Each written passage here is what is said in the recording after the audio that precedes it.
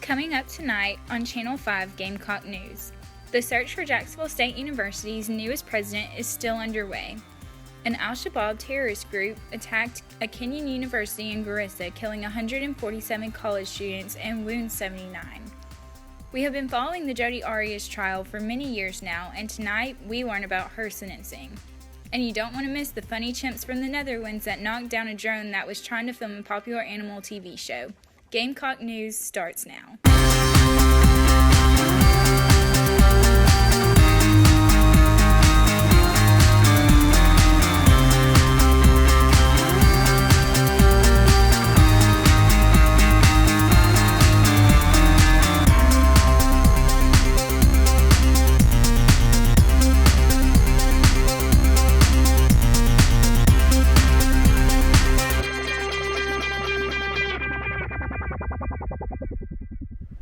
Hi, I'm Andrew Klingon with Channel 5 Gamecock News. And I'm Allie Franks. The search for Jacksonville State's new president continues. In July 2014, Dr. William A. Meehan announced his retirement effective July 1st, 2015. He has been serving as president at Jacksonville State University since 1999. We now go to Brandon Clark on the street for more on this story. I'm standing here in front of the Jacksonville President's House at Jacksonville State University. Dr. William A. Meehan has a long-term association with Jacksonville State University that began when he enrolled as a freshman first time in 1968. He completed his Bachelor's of Science in Biology in 1972 and began a career in education that same year. He earned his Master's of Science degree in Biology at Jacksonville State University in December of 1976 and returned in January 1977 to serve as an instructor in the Department of Biology. He completed a Doctor of Education in the field of Higher Education Administration at the University of Alabama. He then assumed the helm of president of July 1st, 1999. Serving a total of 16 years as president, Dr. Meehan's expansive vision for JSU includes looking to the future while drawing on the strengths of the past. Now to people on the street on the words about the man himself. Hey guys, we're here with Corey. Do you think Dr. Meehan left a lasting impression on this campus? Of course he left a lasting impression. What president goes to all student activity functions? And most presidents want the title, but he wanted a connection with the students. Do you think it was his time to retire? I think to him it was his time, but the students at Jacksonville never wanted him to retire. Hey, we're here with Austin Waits to ask him about Dr. Meehan. Do you think Dr. Meehan left a lasting impression on this campus? Yes, I think that Dr. Meehan left an impression for being very accessible, very easy to get to. Every day when I drive to class, I see him walking across the trustee circle to get to Bill Gray's from his house, and I just feel like he's very down to earth and very easy to get in touch with. Do you think, or what are your thoughts on Dr. Meehan retiring? I think JSU is losing a great asset that we've had for many years. Dr. Meehan was here and was actually one of the first people both of my parents met when they attended Jacksonville State. Do you look in any characteristics that Dr. Meehan has that would help the newest president? I really hope that the new president is as accessible and student-friendly as Dr. Meehan is. Thank you. All right, we're here with Robbie Blaylock. Do you think Dr. Meehan left a lasting impression on his campus? Yes, I do believe he left a lasting impression. He definitely showed us a lot of new traditions and followed through with that. He changed the school in many different ways, mainly for the better. Some not, but others mainly for the good.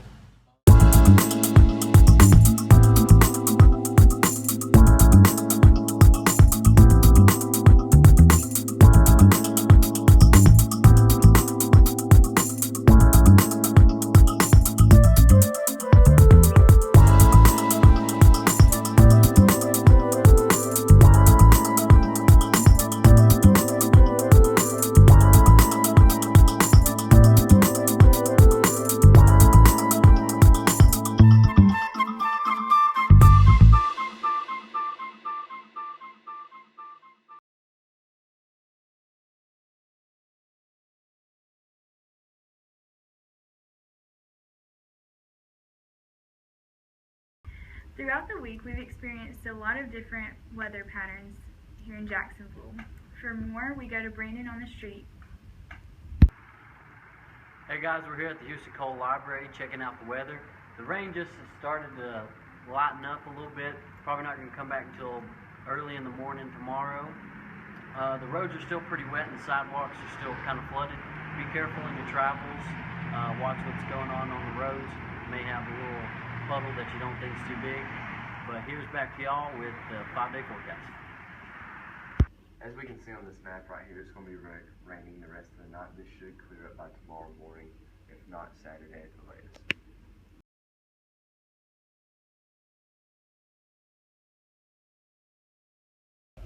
Pop star Zayn Malik has left One Direction.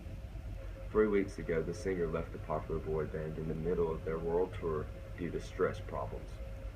It was reported that Malik made an emotional phone call to bandmate Harry Styles early one morning to discuss the situation.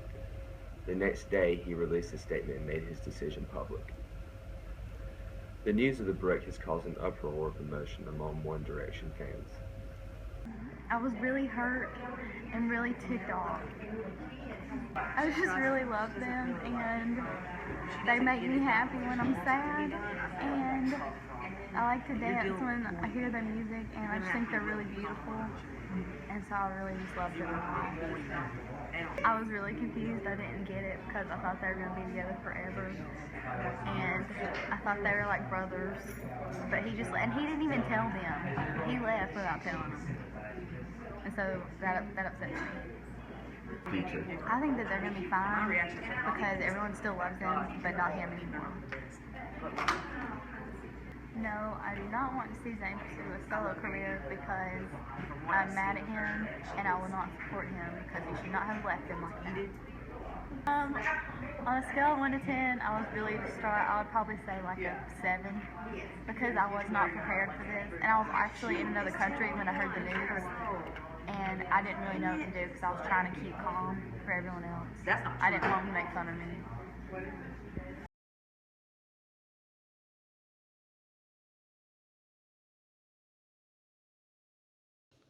147 are dead and 79 are wounded after al-Shabaab gunmen stormed onto the Garissa University campus in Kenya.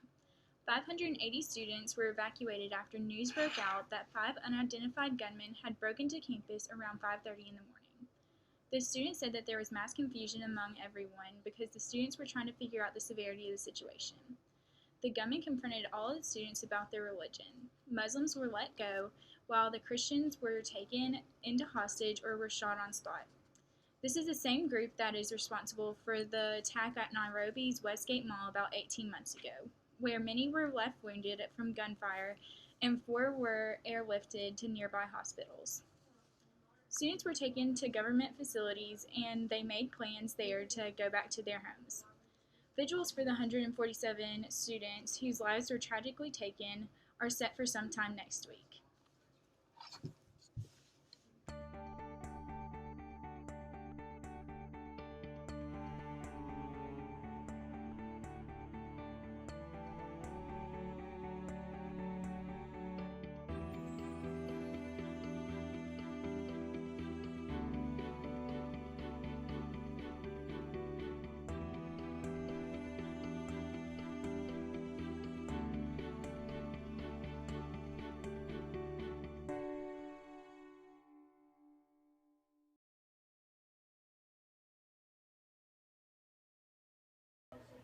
In recent news, Twitter has become the new uproar in cyberbullying in the nearby high schools. Students have been coming to teachers complaining about how they have been bullied by another student. Let's go on to Nick and listen to his story about how he's been bullied. Yeah, okay. So, my bullying story isn't as severe as some, but it's really tedious, and I have to live with it I had to live with it for a few years, man. Like, it sucked. But anyways, it all started when I was in high school, and there was a party I went to, and, you know, my girlfriend was sick at the time, and so I was like, okay, well, I went and visited her, and she said, you know, I don't want to take away from you having fun, so she told me to go on out to this party and everything. So I did, but there were people there. People I thought were my friends. and they took pictures of me, you know, having, you know, a little bit too much of a good time. And, you know, I didn't cheat on my girlfriend or anything, but, you know, I did, you know, have a few drinks and everything. And from there, people, like, posted pictures of me online and, like, photoshopped pictures of other girls that were at the party in there. And people thought I cheated on my girlfriend for the longest time, and I didn't. And I had to live with that, and, you know, it kind of put it in my relationship. I mean, I'm not dating that chick anymore. It's all good. I'm here at Jacksonville State. But, you know, it's just one of those things that it can ruin a kid's social experience in high school.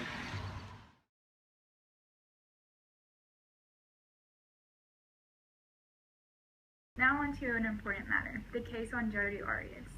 Miss Arias was found guilty in 2013 for the murder of her on-again, off-again boyfriend, and the judge has come to her decision in sentencing her. Now to Brandon for more. In tonight's court case, the Jodi Arias claim has finally been put to rest. This court case came to us in 2008 after Miss Arias denied that she repeatedly stabbed her ex-boyfriend in the shower to death. Light has came to this court case, and she has finally been sentenced. Because 2 previous juries were unable to decide whether or not she should receive the death penalty, the final sentencing decision was made to Judge Sherry Stevenson at today's hearing. Stevenson ruled that she is to be imprisoned her whole natural life with no possibility of parole.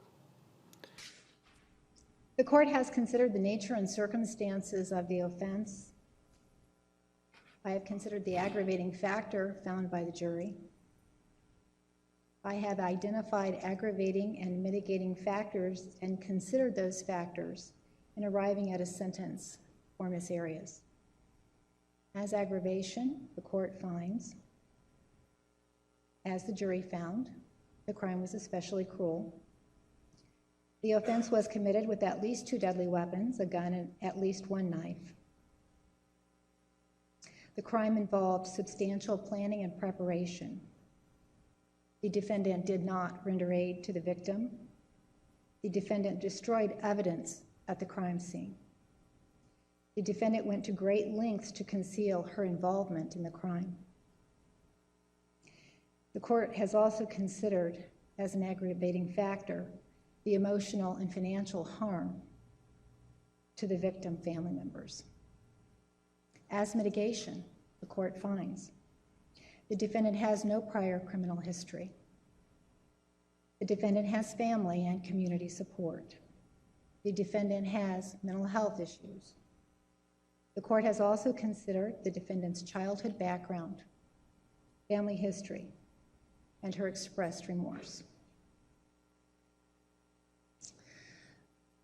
The court finds the mitigation presented is not sufficiently substantial to call for leniency and that a natural life sentence is appropriate. It is ordered the defendant shall be incarcerated in the Department of Corrections for the rest of her natural life with no possibility of parole.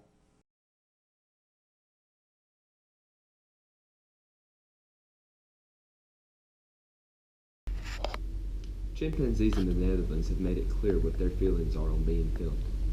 Last Friday, the Royal Burger Zoo released a YouTube video that showed how a chimpanzee, annoyed by the drone flying by her in a tree, used a stick to knock the aircraft to the ground.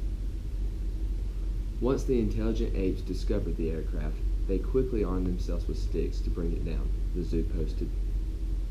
In the video, the female chimp can be seen on a tree limb with a large stick. As the drone flew by, she took one swing at it and missed, but the second time she connected with the aircraft. The drone spun out of control and came crashing down. The apes then ran over to check out the drone and the camera underneath. Reports confirmed that the drone was being used to film a popular new animal TV show there. Reports also did confirm that the drone was destroyed.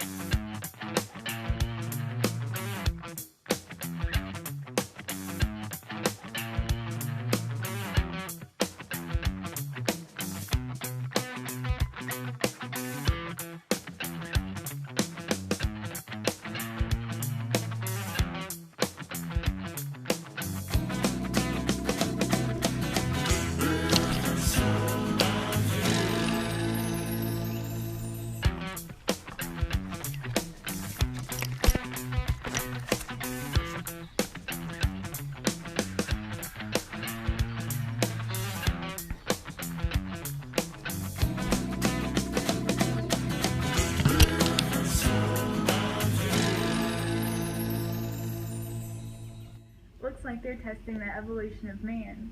Sounds to me like those TV producers need to quit monkeying around. Thanks for joining us for Channel 5 Gamecock News. Tune in next week for all news related to Jacksonville State University. I'm Allie Franks. And I'm Andrew Klingon. Good night. And stay cocky.